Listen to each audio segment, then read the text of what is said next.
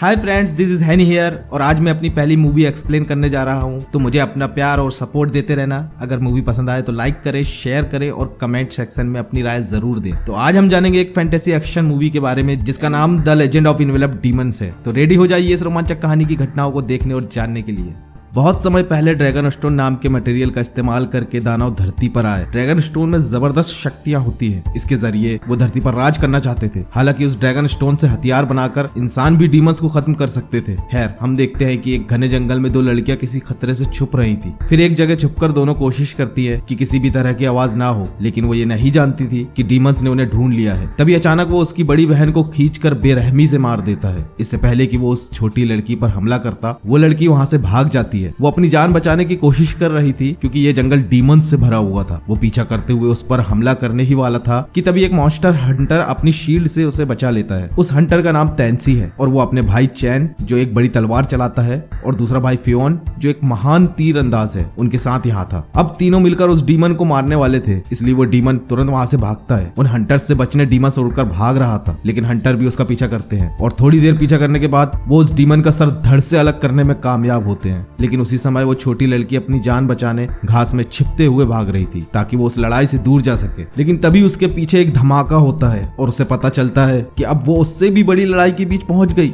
जहां सामने कुछ हंटर्स अपनी पूरी ताकत से एक बहुत बड़े डीमन से लड़ रहे थे। लेकिन डीमन उन पर भारी पड़ रहा था और एक एक करके उनका शिकार कर रहा था। वो उसे काबू में करने रस्सी का इस्तेमाल भी करते हैं, लेकिन वो डीमन सबको हवा में फेंक देता है। रस्सी से भी कोई फायदा नहीं होता। अब हंटर्स फिर से साथ होकर उससे निपटने कुछ प्लान करने ही वाले थे कि तभी एक डीमन का सर वहां उड़ते हुए आया और सीधा उस मॉन्स्टर के सामने गिरा और तभी वो तीनों भाई भी लड़ाई में शामिल हुए। फिर बाकी हंटर्स अपने मास्टर की तरफ देखते हैं कि आगे क्या करें, क्योंकि अब वो डीमन गुस्से में उनकी तरफ देखकर गुर्रा रहा था। तब मास्टर ऑर्डर देता है कि सभी साथ मिलकर उस पर हमला करो। तब सभी हंटर्स अपनी पूरी ताकत से डीमन पर हमला करते हैं, लेकिन वो बहुत ज्यादा ताकतवर था। वो हंटर्स को अपने पैरों से कुचलने लगा और अब वो अपने मुंह से एक भयानक आग का गोला निकालने की तैयारी कर रहा था। लेकिन तभी अचानक तैंसी हवा में उड़ते हुए सीधा डीमन के सर पर वार करता है। लेकिन जब उसने ऊपर देखा तो उसे पता चला वो कामयाब नहीं हुआ, क्योंकि डीमन आग का गोला फेंक चुका था जो सीधा उस लड़की की तरफ जा रहा था। तैंसी उसे बचाने आगे बढ़ता है, लेकिन उसके पहुंचने से पहले ही धमाका हो गया, जिससे वो सीधा जमीन पर जा गिरा। ये देखते ही मास्टर छलांग लगाकर उसकी गर्दन पर वार करता है, लेकिन डीमन ने उसे भी गिराकर पैरों से कुचल दिया। सब देखते हैं उनका मास्टर भी घायल हो गया और वो डीमन और भी ज्यादा भड़क चुका है। इसलिए हंटर्स का ग्रुप अपने आखिरी हथियार का इस्तेमाल करने का फैसला करते हैं। अब वो सभी डीमन पर आखिरी हमला करने के लिए अपनी शक्तियों को इकट्ठा करते हैं। फिर एक के बाद एक सुसाइड बॉम्बर की तरह अपनी जान की कुर्बानी देते हुए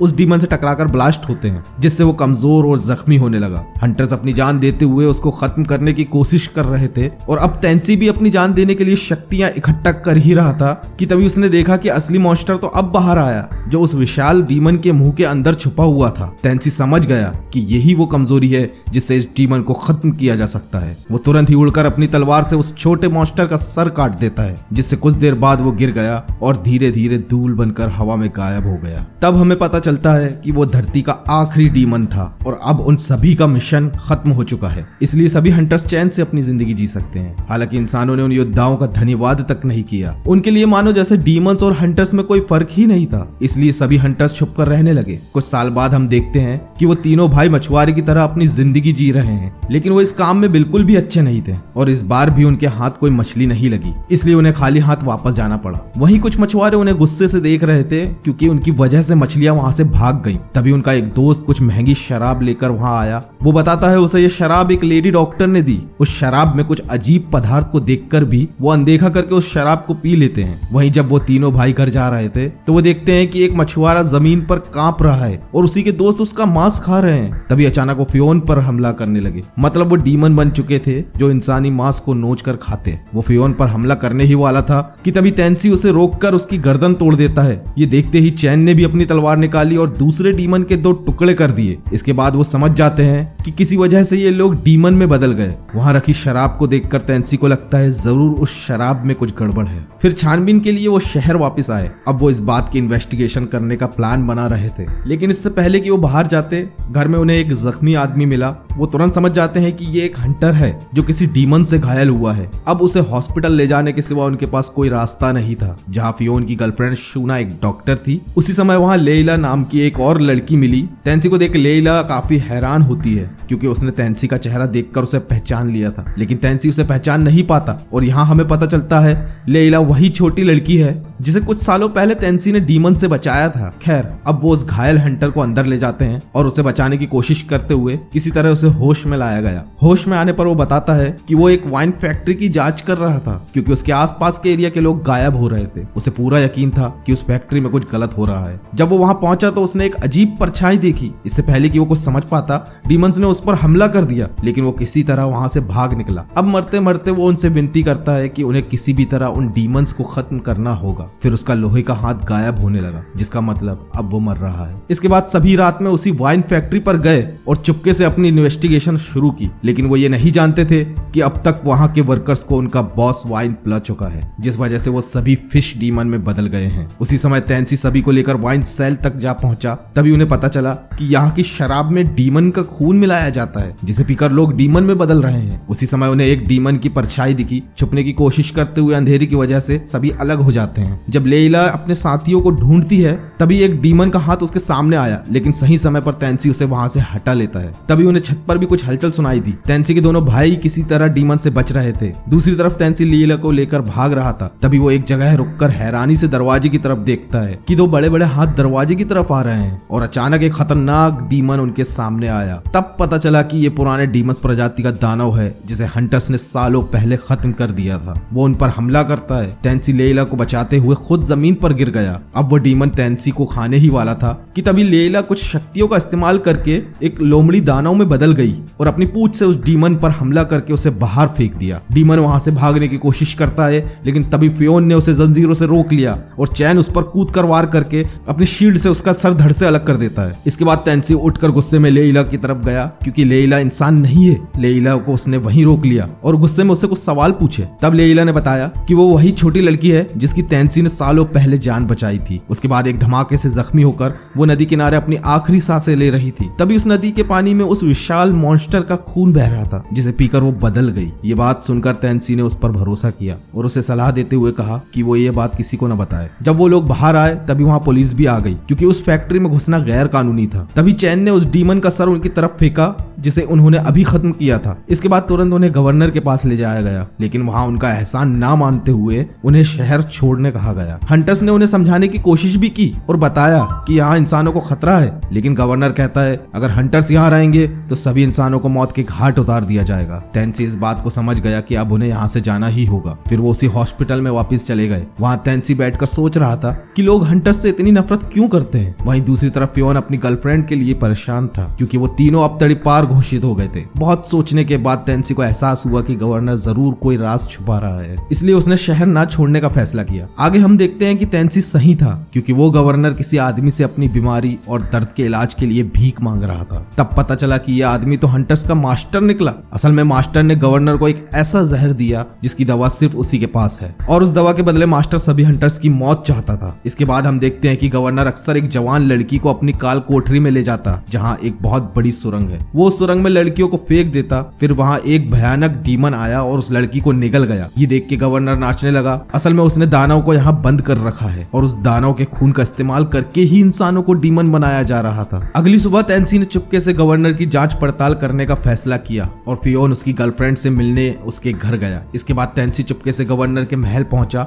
और सभी सैनिकों की नजरों से बचते हुए अंदर तक चला गया। इसके बाद वो उस सुरंग वाले तहखाने तक जा पहुंचा। वहां रखे चमकते हुए स्टोन को देखकर वो चौंक जाता है, क्योंकि ये स्टोन उनके मास्टर का है। दूसरी तरफ फियोन अपनी प्रेमिका के घर पहुंचा और वहां उसे शूना का व्यवहार कुछ अजीब लगता है। शूना लगातार फियोन को सेड्यूस करने की कोशिश कर रही थी। फिर वो फियोन को बहकाते हुए उसका हाथ पकड़कर जोर जोर से चिल्लाने लगी। तभी शूना का पिता वहां आया और उस पर इल्जाम लगाने लगा कि उसने उसकी बेटी की इज्जत लूटने की कोशिश की। वहां इकट्ठा हुए लोग भी इस गुनाह के लिए उसे जान से मारने की गुहार लगाने लगे। शूना के स्माइल से पता चला कि ये उसी का ही प्लान था। फिर वो फियोन के सीने में छुरा घोंपकर उसे मार देती है। जब चैन फियोन को ढूंढता हुआ बाजार में आया तो अपने भाई की लाश को लटकता देखकर भागता हुआ उसके पास गया, लेकिन वो ये नहीं जानता था कि सैनिक उस पर हमला करने छुपकर बैठे हुए और आखिर सैनिकों ने उस पर हमला कर दिया। वो अपनी शील्ड के जरिए बचने की कोशिश करता है, लेकिन सैनिक ने चारों तरफ से उसे घेर रखा था, इसलिए वो बेचारा उनके हमले हमले से बच नहीं पाया और घायल होकर गिर गया। तभी गवर्नर उसके पास आया और खुद को बहुत शक्तिशाली बताने लगा। तभी वो डीमन भी गवर्नर के साथ दिखाई देता है जो सुरंग में बंद था। इसका मतलब है कि दुनिया को खत्म करने उन डीमंस की जरूरत नहीं, वो गवर्नर भी किसी डीमन से कम नहीं, मतलब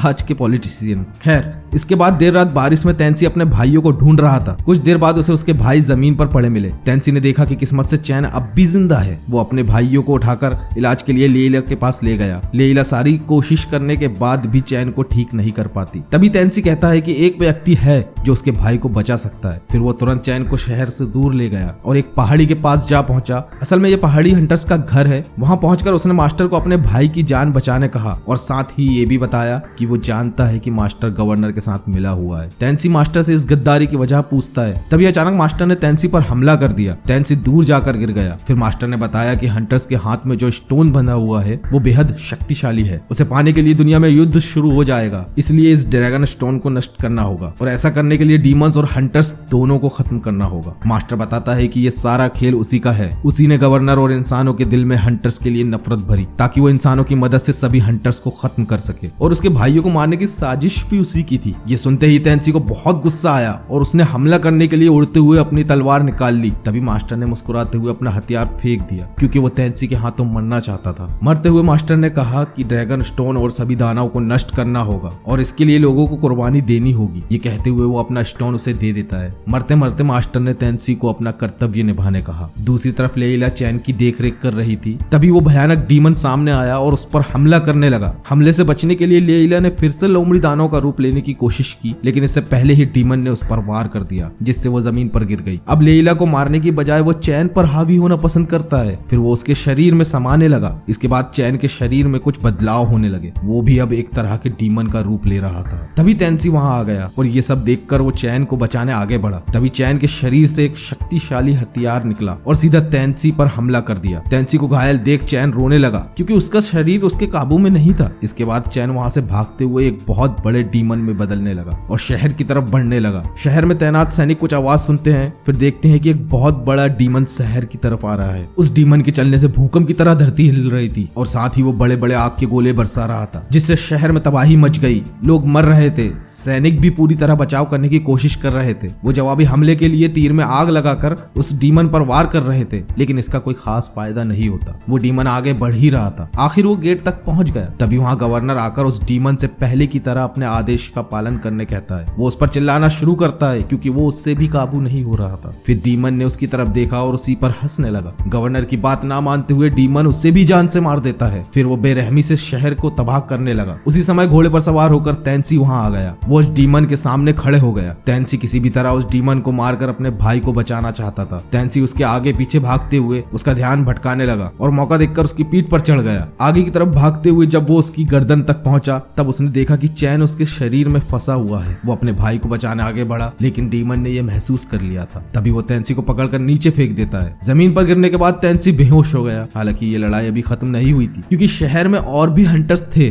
जो छुपे हुए थे। वो सभी दीवार पर इकट्ठा हो गए और उस डीमन से लड़ने का प्लान बनाने लगे। वो किसी तरह उस पर चढ़कर उसकी गर्दन पर वार करते हैं, लेकिन इस डीमन ने जल्द ही उन्हें नीचे गिरा दिया। हंटर्स समझ गए कि उसे खत्म करने के लिए अब उन्हें अपनी जान की कुर्बानी देनी होगी। फिर वो अपनी शक्तियां इकट्ठा करके उससे टकराकर ब्लास्ट होने लगे। उसी समय तेंसी पर भी कुछ आसमानी शक्तियों का असर होने लगा। तब तेंसी ने महसूस किया कि जब वो चैन के वार से घायल हुआ था तब लेइला उसके पास थी और उसे बचाने की हर कोशिश में नाकाम हो रही थी। तब लेइला ने उसे बचाने खुद की जान देने का फैसला किया और एक बड़ा ड्रैगन स्टोन उठाकर उसके सीने पर रख दिया और रोते हुए उसे अलविदा कहा। वो अपनी सारी शक्तियां तेंसी को देने लगी और धीरे धीरे खुद हवा में गायब हो गई। उसकी इस कुर्बानी को याद करते हुए तेंसी होश में आ गया। फिर वो उस डीमन से लड़ने आगे बढ़ने लगा। वो उड़कर अपने हथियार से उस पर वार करता है। तभी डीमन और भड़ककर गुर्राने लगा, लेकिन तेंसी रुका नहीं। वो उस पर चारों तरफ से हमला कर रहा था। वो अपनी तलवार से उसे हर तरफ से काटने लगता है। धीरे धीरे वो डीमन जमीन पर गिरने लगा और आखिर में तेंसी उसे पूरा गिराने में कामयाब हो गया और उसकी गर्दन में खंजर घोंप देता है। इसके बाद वो अपने भाई के पास गया। वो उसे बचाने की कोशिश करता है, लेकिन चैन अब पूरी तरह से उस डीमन से चिपक चुका था। इसलिए चैन कहता है कि उसे बचाने का अब कोई रास्ता नहीं। वो पूरी तरह से अधमरा हो गया है और इस दर्द को खत्म करने के लिए वो तेंसी से मौत की भीख मांगता है। तेंसी भी चैन के दर्द को देखकर रोने रोने लगा। फिर तेंसी ने उसे दर्द से आजाद करने का फैसला किया और अपनी तलवार सीधा उसके दिल में घोंप दी, जिससे चैन तुरंत ही मर गया। साथ ही वो डीमन भी नष्ट होने लगता है। डीमन का नाश देखकर इंसान खुश हो जाते हैं और अपनी जीत का जश्न मनाने लगते हैं, लेकिन तेंसी उदास ही रहता है क्योंकि इस लड़ाई में उसने अपने सभी साथियों और भाइयों को खो दिया था। तो दोस्तों, कैसी लगी आपको मेरी एक्सप्लेनेशन? अगर ये वीडियो पसंद आए तो लाइक, शेयर और कमेंट जरूर करें और चैनल को सब्सक्राइब करना मत भूलना। तो फ्रेंड्स, जल्द मिलेंगे हम अगली वीडियो में। तब तक के लिए बाय बाय।